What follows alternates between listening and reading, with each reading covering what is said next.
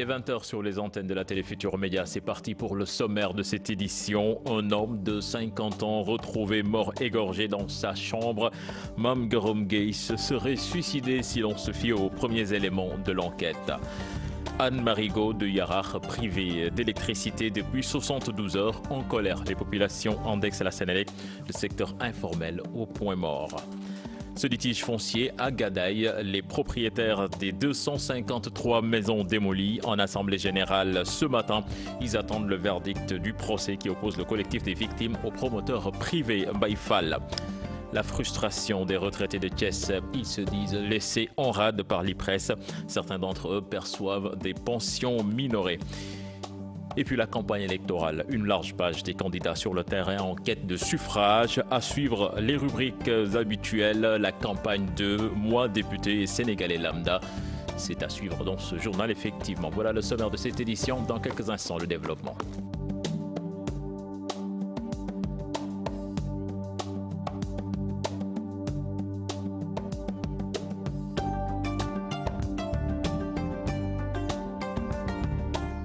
Bienvenue à toutes et à tous. Ce drame au quartier d'Angou Nord à Rufisque, un homme de 50 ans retrouvé égorgé dans sa chambre. L'affaire commence à être élucidée avec les premiers éléments de l'enquête ouverte par la police. Mame Gorom Gueye se serait suicidé pour le moment.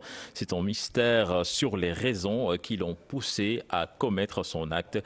L'enquête se poursuit. Une information de nos correspondants sur place, Ousseinou Thiam et Bira Diagne.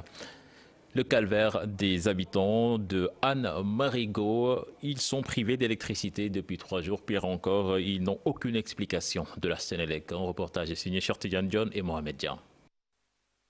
Yarach, quartier Anne Marigot, plongé dans le noir depuis 72 heures, tout le quartier est délesté, une situation qui hante les consommateurs trop affectés par le calvaire qui a tant duré. Moi 3 jours amuñu courant benn instant dafa ñëwaatoon ci biir barke dem d'abord dafa ñëwaatoon en baisse de tension courant dox si loolu presque journée bi yëpp liggéeyuñu 72 heures ñu manque d'électricité ici à la commune d'Anne Bel-Air, dans une commune où on trouve 85% du tissu industriel. C'est tout à fait anormal. Meunier est ailleurs en pays, un sacré coup, toute leur activité reste perturbée.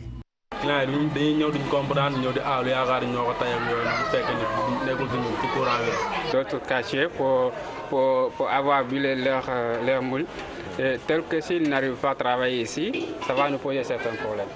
Parce que nous aussi, on se débrouille dans ça, on travaille ça. Si on ne travaille pas, on peut appeler le facture de courant, etc. Et on a le loyer aussi. Autre inquiétude des populations, l'insécurité que les coupures de courant peuvent causer.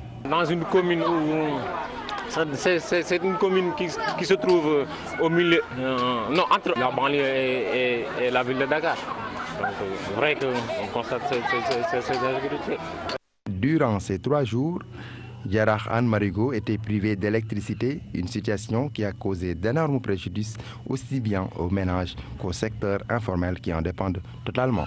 La colère des retraités de Thiès, ils se disent laissés en rade par l'IPRES. Certains d'entre eux perçoivent des pensions minorées et depuis 2013, ils courent derrière l'État du Sénégal pour une augmentation. Ils ont tenu ce matin une assemblée générale. Compte rendu signé Seylatir et Chirante Diop. Les retraités de Thiès ruminent leur colère. Ils font face à de nombreuses difficultés, entre autres des pensions minorées. C'est l'alerte du secrétaire général du cadre unitaire des retraités du Sénégal. Unanimement, les retraités du Sénégal, en tout cas en partie les gens de Thiès, parce qu'on a convoqué les camarades de Dakar pour leur magnifier que nous ne sommes pas contents de nos responsables. Parce qu'au niveau de l'FNR, qu'au niveau de l'IPRES, on les considère comme des laissés pour compte. Au niveau de l'IPRES, les gens qui dirigent se considèrent comme des bourgeois. Ils sont en déphasage avec la majorité qui est là, c'est les retraités. Parce que des gens perçoivent des pensions minorées. Avant de faire la mensualisation, il fallait demander au niveau de la base qu'est-ce qu'il fallait faire. Ils ne l'ont pas fait. Les cheminots perçoivent des pensions de 18 000 francs. 18 000 francs, quand tu enlèves la moitié, c'est 9 000. Et tu dis que le gars là, il est heureux. Comment avec 9 000 francs on peut entretenir une famille? C'est pas possible. Tout est flou, surtout à Thiès. Les Thiessois ne sont pas contents de lui. En plus de ces difficultés, ils ont dénoncé l'inertie des autorités sur les questions majeures qui interpellent l'avenir des retraités. Depuis l'avènement du président Macky Sall, nous courons derrière une augmentation. Les gens qui sont partis en 2011 sont bénéficiaires. Bon, nous, leurs doyens, on nous laisse en rade. Donc, nous nous considérons comme des frustrés. Les retraités estiment qu'ils vont dérouler des plans d'action pour contraindre l'État à revenir à de meilleurs sentiments. Décédé dans l'exercice de ses fonctions, l'agent de police Moussa Faye sera décoré par la police nationale à titre posthume. C'est le ministre de l'Intérieur qui l'a fait savoir.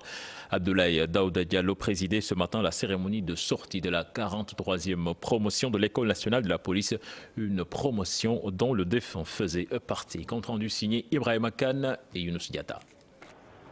Après plus de 2 années de dur labeur, ils sont près de 900 élèves dans différentes sections à recevoir leurs épaulettes et écharpes, marquant la fin de leur formation, mais aussi leur entrée dans la carrière professionnelle. Cette cérémonie de la 43e promotion de la police est présidée par le ministre de l'Intérieur. Une promotion qui compte au total 892 élèves, dont 28 élèves commissaires, 24 élèves officiers, 150 élèves sous-officiers et 690 agents de police. Au terme de leur formation théorique et pratique, les femmes se sont illustrées de fort belle manière. Dans la section des élèves commissaires et officiers de police, 2 femmes sont sorties majors de cette 43e promotion avec une moyenne de plus de 16 sur 20. La cérémonie a été l'occasion pour l'assistance de rendre un vibrant hommage à Moussa Faye, agent de police de cette même promotion, décédé dans l'exercice de ses fonctions suite à un accident de circulation à Touba. Son diplôme a été remis à son frère Mamadou Faye qui n'a pu contenir ses larmes. À titre posthume, selon le ministre de l'Intérieur, Moussa Faye sera décoré par la police nationale. Après la cérémonie protocolaire de remise des épaulettes et écharpes, les récipiendaires ont gratifié l'assistance d'un défilé accompagné par la fanfare du groupement mobile d'intervention. Je vous l'annonçais dans les titres, les propriétaires des 253 maisons démolies à Gadaye en assemblée générale ce matin, c'était plutôt ce lundi, sur le site litigieux, le tribunal va se prononcer à nouveau sur cette affaire qui oppose le collectif des victimes de Gadaye au promoteur privé Baïfal. Ce sera le 13 de ce mois, cela 4 ans après le passage des bulldozers. Là-dessus, nous écoutons les explications de Babacar Sy, le porte-parole au micro de Salif Sow et Asmalik Diop. Depuis janvier 2016, il y avait eu un procès et que le promoteur lui-même avait accepté que c'est lui qui avait démoli les maisons à Gadaye. Et jusqu'à présent, sans autorisation de justice, sans ordonnance, sans papier qui pourra lui justifier que c'est lui le propriétaire et qu'il peut détruire les maisons à Gadaye. Peut-être il y a eu des lobbying. Maintenant, on voudrait savoir qui est derrière ce lobbying. Le juge s'est prononcé. Il n'y a pas encore de verdict, effectivement. Et le 13, on espère qu'il y aura un verdict. C'est le 13e renvoi. C'est dur pour la population de Gadaye. 253 familles. On ne peut pas vous donner un chiffre exact sur le nombre de personnes qui ont été, victimes. Parce que chaque famille peut compter plus de 6 à 7 personnes. Parce qu'il a détruit plusieurs milliards. C'est un dossier complexe. Puis le Salon international de la santé et du matériel médical de Dakar se tient désormais tous les 2 ans. Une nouvelle disposition pour faire profiter aux entreprises. Le thème retenu, financement de la santé. Ce sera du 19 au 22 juillet prochain. Les expositions et forums sont prévus donc au CICES. L'invité d'honneur du 8e CISTAC et la République de l'Inde en pays amis et émergents. Écoutons à ce propos les explications du directeur général du CICES, Cheikh Ndiaye, que je vous propose d'écouter au micro de Maïmouna Ndiaye. Avant, le CISDAC s'organisait tous les ans. Mais après, nous avons été interpellés sur la question pour nous demander de l'organiser tous les 2 ans. C'est une plateforme d'échange, d'exposition, de forums scientifiques et d'échange de rencontres B2B. Le pays invité d'honneur est la République de l'Inde. Ils sont très engagés en matière de santé et font beaucoup de choses au niveau du Sénégal en matière de santé. Et donc c'est la raison pour laquelle l'Inde aussi entretient des échanges très fructueux en matière de santé avec le Sénégal. Et donc c'est tout un ensemble de raisons qui font que l'Inde a été choisie cette année comme pays invité d'honneur. Le plaidoyer de la présidente de la Fédération nationale des femmes, Ndiouk Mbaye, qui dénonce vigoureusement l'accès toujours limité des femmes à la terre, demande une meilleure représentation dans la commission de réforme foncière. Je vous propose de l'écouter. Elle est interrogée par Ibrahima Diamé. Jusqu'à présent, il y a des problèmes. Nous avons des problèmes de terre. Parce qu'au moment où je vous parle, il y a des femmes qui n'arrivent pas à avoir des terres. Surtout de la bonne terre. À chaque fois, on nous dit que la femme ne doit pas hériter de la terre. J'ai dit pourquoi cela. Ils m'ont dit que la femme, s'il est chez son papa et que son papa meurt, elle hérite de cette terre-là. Arrivé une fois chez son mari, si le mari meurt, elle hérite encore de cette terre. Si on les regarde faire demain, toutes les femmes seront propriétaires de terre, de toutes les terres sénégalaises. J'ai dit que ça, c'est une mentalité qui est basse. Ce n'est pas de la bonne mentalité. Donc il faut que le gouvernement sévit pour que les femmes aient des terres. Mais jusqu'à présent, les femmes n'ont pas accès à la bonne terre. Jusqu'à présent où je vous parle. Donc il faut que le gouvernement nous aide pour que les femmes-là aient accès à ces terres-là. Puis nous allons à Ziguinchor. L'inspecteur de l'éducation et de la formation invite l'ensemble des communes qui composent le département de Ziguinchor à s'impliquer davantage dans l'amélioration de l'éducation. L'inspecteur Babacar Diak a fait cette invite en marge d'une activité organisée par son service pour récompenser les meilleurs élèves et enseignants. Je propose de l'écouter. Il est interrogé par Boubacar Diassi. Nous avons voulu mettre en exergue la nécessaire collaboration qu'il doit y avoir entre les collectivités locales et l'inspection.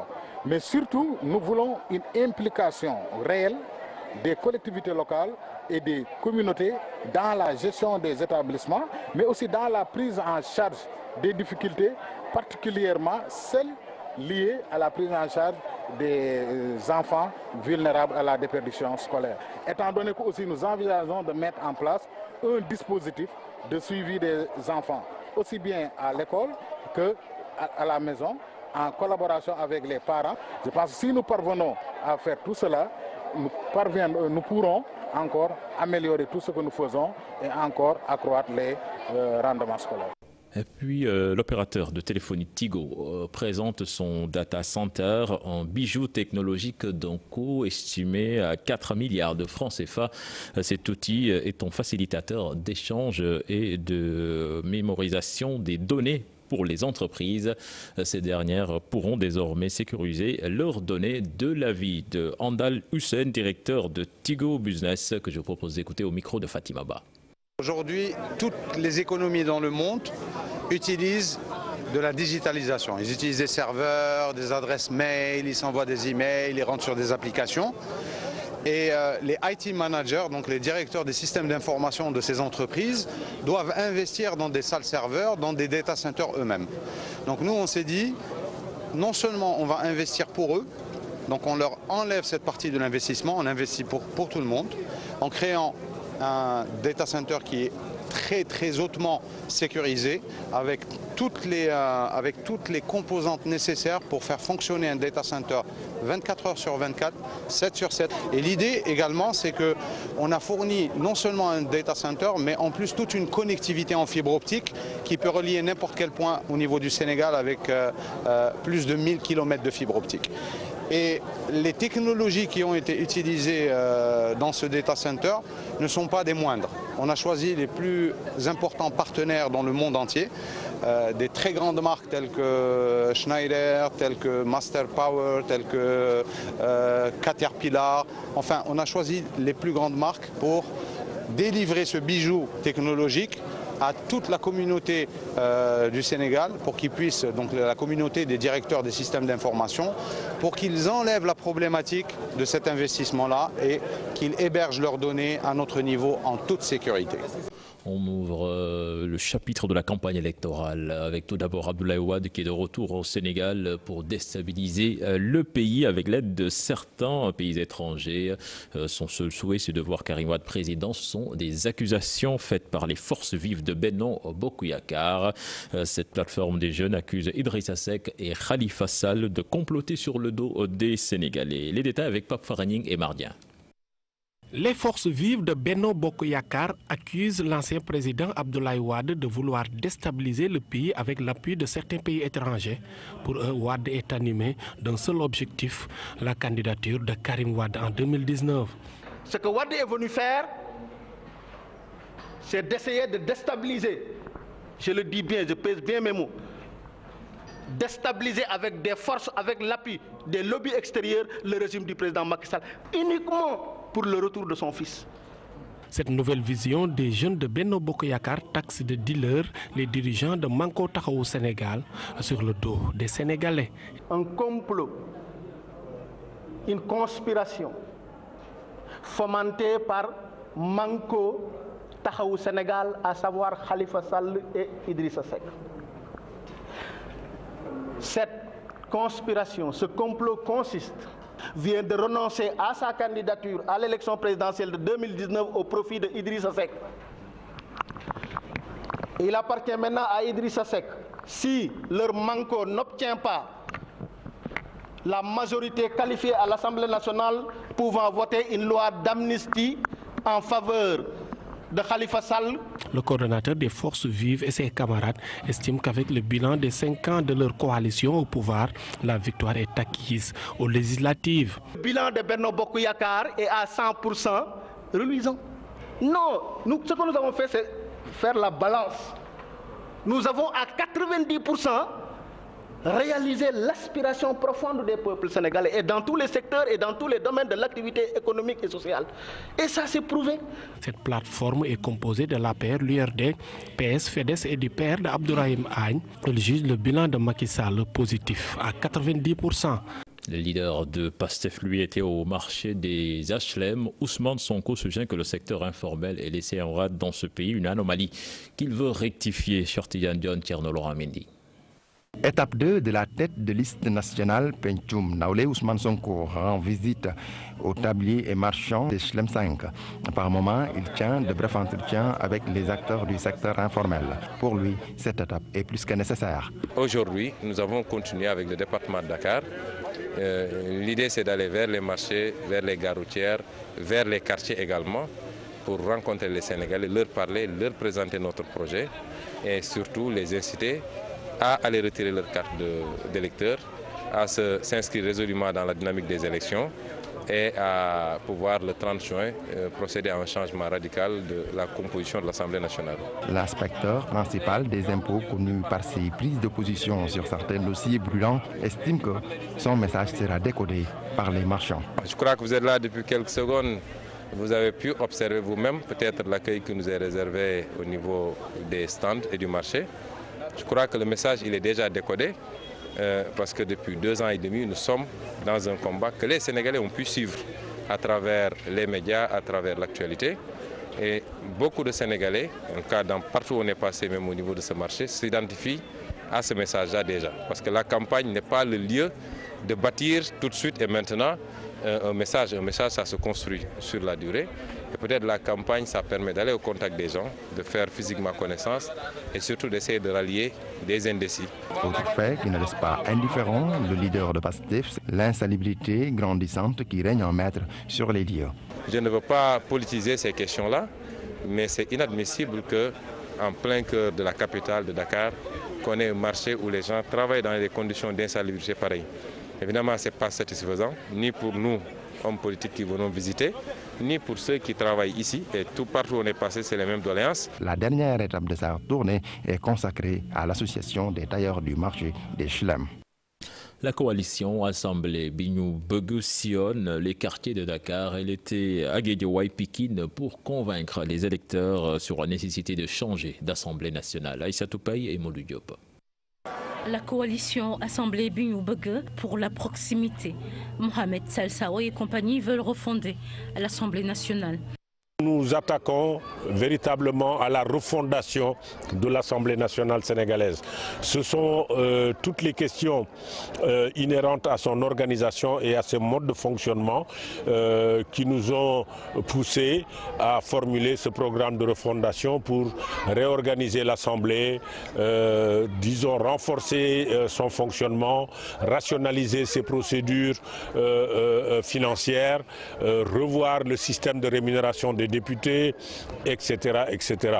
Mais bien entendu, nous avons aussi inscrit à l'agenda de ce programme de gouvernance parlementaire la réforme du système même. Le programme lui-même est subdivisé en deux sous-programmes ou en deux parties. Un premier sous-programme qui s'appelle gouvernance parlementaire et un deuxième qui est un sous-programme de gouvernance sociale, économique et institutionnelle. Les groupements de femmes de Guédiawaye, Wakhinane, Nimzat saluent l'initiative en droite ligne avec leurs préoccupations. bu baax li mu wax nag loolu ñun moom la ñu bëgg loo xam ne tey ji coppeeku dina am ci assemblée ba ndax assemblée bii nu génn ñëpp gis nañ ko tàccu rek a fa nekk ak teesante te ñun bëggatuñu loolu dañu bëgg nag soppeeku koo xam ne nag dafay ñëw nag dina indi loo xam ne dina fees suñu bët moom la ñu bëgg moo tax it ñun tamit ñu ëlbatiku ànd ak ñoom ànd ak Salsaawo mii nga xam ne lim ñu wax dëgg la indi nu bisaab bi indi nu assemblée bi ñu bëgg ñun lii la ñu bëgg. La coalition s'engage à soutenir les populations de Guédiawaye à atteindre leurs objectifs. Nous pensons que sur ce plan-là, il y a beaucoup d'efforts à faire, d'autant que c'est à travers les mesures de soutien à ce secteur privé national que nous allons résorber le problème du chômage des jeunes. Vous savez qu'ici, c'est une des contraintes majeures dans ce pays, le chômage avec tous ces jeunes qui prennent les bateaux pour aller mourir dans les océans.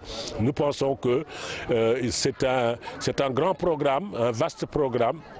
Aussi ici parce que nous sommes dans des domaines exhaustifs tellement larges que ce n'est pas au gré des années que les mesures se prennent. Nous pensons qu'il faut de la programmation à plus long terme à travers des lois-programmes pluriannuelles et là aussi nous pensons qu'il y a un travail, un train de mesures à mettre en œuvre. Une démarche de proximité pour une assemblée de rupture. Le PVD, de son côté, a été au marché Petersen. Serigne Ousmane Mbaké en a profité, entre autres, pour proposer de voter avec les récépissés en cas d'indisponibilité des cartes d'identité nationale. Pape Faragning Mardien y était. Les commerçants, les ambulants, les chauffeurs et mécaniciens de Petersen étaient la cible du Parti de la Vérité pour le développement. Une visite de proximité pour faire adhérer la masse au programme du PVD. Dëggal, jubal, leeral ñaari yu mujj muy yaatal ak di jéggale ñu gis ne. Les Sénégalais doivent élire des députés intègres, honnêtes, qui défendent l'intérêt du peuple. Heureusement pour nous, car Cheikh Ahmadou Kara Mbacké nous a enseigné toutes ces valeurs. Tàggat nañu ci loolu ba nga xamante ni bii loolu lu ñuy dugg lu nekk ci PVD dañ ci boole dëgg. Serigne Ousmane Mbacké Noreyni borom baax veut éveiller les consciences pour une meilleure gestion de nos ressources naturelles. Assemblée bu bees lañ fa bëgg am fa majorité di wax jeunesse bi élection bi seen élection la ñi am 18 ans ba 50 ans. Nous voulons une nouvelle assemblée avec une forte majorité PVD.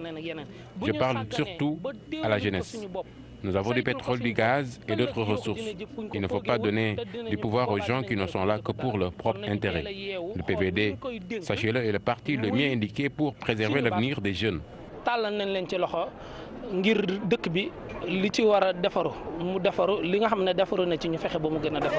Le numéro 2 de la liste nationale du PVD incite les Sénégalais à retirer les cartes d'électeurs. Il propose même un vote avec les récépissés. Je demande aux Sénégalais d'aller retirer leurs cartes. Même s'il y a des lourdeurs, il ne faut pas se décourager. Je propose à l'État de permettre aux électeurs qui n'ont pas reçu leur carte de voter avec leur récépissé. Les investis du PVD ont aussi déploré les fortes sommes déboursées pour battre campagne à part certaines coalitions. Pour eux, cet argent pourrait être destiné à d'autres priorités. El Hadji Malick Gakou, lui, était en tournée à Guédiawaye. La tête de liste départementale de la coalition Omanko Taxawu Sénégal a voulu montrer ce qu'il qualifie d'échec du régime sur la question des inondations. Le leader du grand parti a fait sa déclaration dans les eaux pluviales de l'unité 3 des Parcelles Assainies. Il est au micro de Salif Sow et Asmalik Diop. Nous sommes ici au cœur de la première tranche des Parcelles Assainies, c'est-à-dire de l'unité 1 à l'unité 6, qui, comme vous le savez, fait partie de la ville de Guédiawaye. Et je suis ici pour partager la souffrance, le combat des populations face à l'incurie du gouvernement, face à l'incapacité du gouvernement à résoudre une question cruciale pour assurer le bien-être des populations de la banlieue, c'est la question des inondations. Vous savez que chaque jour, Macky Sall et son gouvernement font des déclarations les plus alambiquées les unes que les autres pour dire que la question des inondations est derrière nous. Aujourd'hui, ici, au cœur des Parcelles Assainies, au cœur de Guédiawaye, à l'unité 3 des Parcelles Assainies, je démontre par la preuve que l'échec du gouvernement est patent en ce qui concerne la politique d'aménagement du territoire, en ce qui concerne la lutte contre les inondations. C'est la meilleure preuve que le gouvernement de Macky Sall ne respecte pas les populations de la banlieue, ne respecte pas les populations de Guédiawaye. Et c'est la raison pour laquelle la coalition Omanko Taxawu Sénégal est venue avec les populations, non seulement pour dénoncer cette situation, mais également déclarer avec force et pertinence que nous avons des solutions pour que de manière durable et que de manière définitive, que la banlieue ne puisse plus vivre des questions d'inondation. Les responsables de la coalition Omanko Taxawu Sénégal à Ziguinchor promettent la victoire pour l'honneur de Khalifa Sall. Ils estiment lors d'un point de presse que l'absence physique de Khalifa Sall les revigore plus qu'elle ne les handicape. Leur porte-parole que je vous propose d'écouter au micro de Boubacar Diassi et Malamine Manyang. Nous sommes dans une coalition où certes Khalifa Sall est la tête de liste. Khalifa Sall est physiquement indisponible, mais il est parmi nous. Mais vous savez aussi bien que moi, il y a des leaders autour de lui qui croient aux mêmes valeurs que lui. Donc Khalifa Sall, je dirais tout simplement que est parmi nous. D'ailleurs, cette absence physique nous renforce dans nos ambitions dans ce combat. Donc le combat est pour reconquérir l'Assemblée et lui rendre ses lettres de noblesse. Je veux dire que ces élections sont les élections les plus importantes d'une structure démocratique. Khalifa Sall sera parmi nous. Et il sera le président de l'Assemblée nationale. Et puis le temps d'antenne accordé aux coalitions et autres partis politiques à la chaîne nationale jugé insuffisant par les candidats. Du coup, ils sont obligés de mieux préparer leur passage. Les directeurs de campagne assurent le coaching. Nos reporters Yves Diouf et Thierry Laurent Mendy en ont rencontré quelques-uns. Encore une fois, chaque jour, la RTS reçoit chaque soir les représentants des partis politiques et autres coalitions pour assurer le temps d'antenne, 2 minutes, pour parler de leur programme. C'est important effectivement que nos candidats travaillent sur des axes. Donc nous avons des axes de communication que nous déroulons avec les candidats. Et après, au niveau du studio, c'est à eux de dérouler ces axes-là. Étant donné la petitesse de ces 2 minutes pour exposer tout un plan et une vision de campagne, nous avons une liste de candidats que nous préparons à mieux présenter et notre discours et à présenter dans les meilleures conditions également nos camarades. 2 minutes de temps d'antenne, la tâche n'est pas au repos pour ces candidats. Ils sont tous obligés d'être courts, concrets et très concis. Nous avons un certain nombre de mesures que nous souhaitons, sur lesquelles nous souhaitons communiquer avec les Sénégalais. Et donc à chaque fois qu'il y a un candidat qui passe, il prend en charge une ou plusieurs de ces thématiques. Il est important effectivement que nos candidats travaillent sur des axes. Donc nous avons des axes de communication que nous déroulons avec les candidats.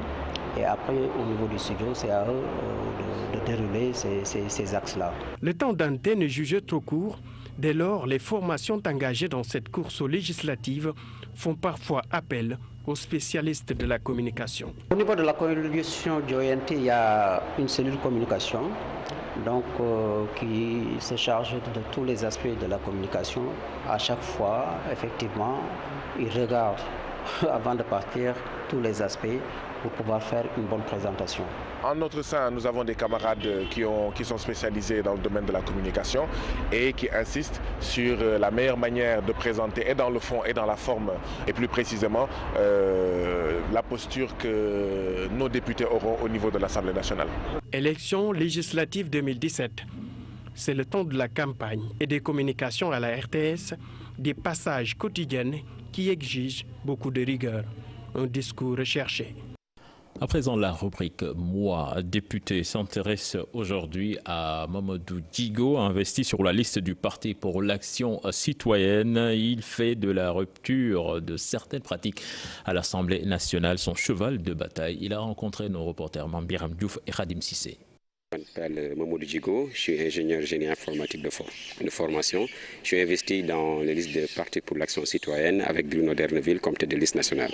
La politique politicienne, Mamadou la rejette fondant sa vision sur des bases solides. Je suis un jeune ingénieur informaticien, je suis directeur de projet d'une entreprise sénégalaise, voilà, mais je n'ai jamais fait de la politique auparavant. Pour moi, la politique noble, c'est celle du développement. Oui, je pense avoir les bagages nécessaires avec un parcours professionnel, mais aussi avec une formation, en tout cas, qui m'a permis d'avoir une certaine vision, une certaine compréhension de la société. Donc nous avons eu à élaborer un programme pendant au moins 5 ans, qu'on appelle le programme 3R, pour refondre la nation, pour restructurer l'administration et pour remobiliser le pays en créant de nouveaux emplois.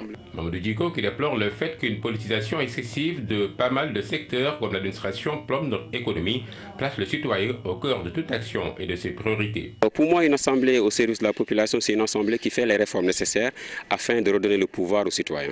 Et redonner le pouvoir aux citoyens, c'est de permettre aux citoyens de décider et de ne pas être quelqu'un qui soit là uniquement pour voter lors des législatives, lors des présidentielles ou bien lors des municipales. Donc le citoyen doit être présent durant tout le processus démocratique du pays. Le jeune marié, 33 ans, père d'un enfant, originaire du village de Dimat dans le département de Podor, croit à ses convictions, ce qu'il déteste le plus. Ce que je déteste le plus en politique, c'est le mensonge. Voilà, c'est la non-sincérité. Et je pense qu'il faut être sincère dans toute démarche. 19e position sur la liste nationale du Parti pour l'action citoyenne, Mamadou appelle au travail, leur slogan. La rubrique La campagne 2 de son côté s'intéresse à Ndella Madior Diouf, investi sur la liste de la Convention citoyenne Nénen. Certains voisins estiment qu'elle n'a pas l'habitude de les côtoyer. Côté politique, tout de même, ils estiment que c'est une battante qui pourra faire un bon député à l'Assemblée nationale. Alassane Ba Diafaraba.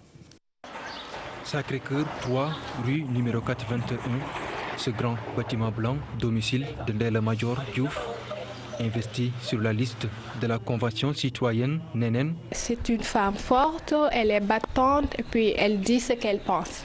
Vraiment, elle dit ce qu'elle pense, elle est naturelle, elle est forte. Certaines personnes dans le quartier qui n'ont pas voulu être filmées affirment que Ndella Madior n'a pas l'habitude de côtoyer ses voisins. Non, moi je ne pense pas comme les autres, mais peut-être parce que tout le monde ne peut pas le connaître. Et aussi par rapport à ce qui me... Moi, je ne vois pas ça, quoi. On est voisines, mais on ne le connaît pas trop bien. Parce que je pense que c'est à cause de son boulot qu'elle n'a pas assez de temps pour nous voir. Mais on ne le connaît pas trop bien. Elle ne nous a jamais rendu visite. Une cliente de Ousmane Diallo. D'ailleurs, il pense ainsi sur la candidature de Ndella Madior Diouf à la députation. C'est une femme qui est une guerrière aussi. Je pense qu'elle a toutes les chances pour être députée. Quoi. Pourquoi pas? Parce que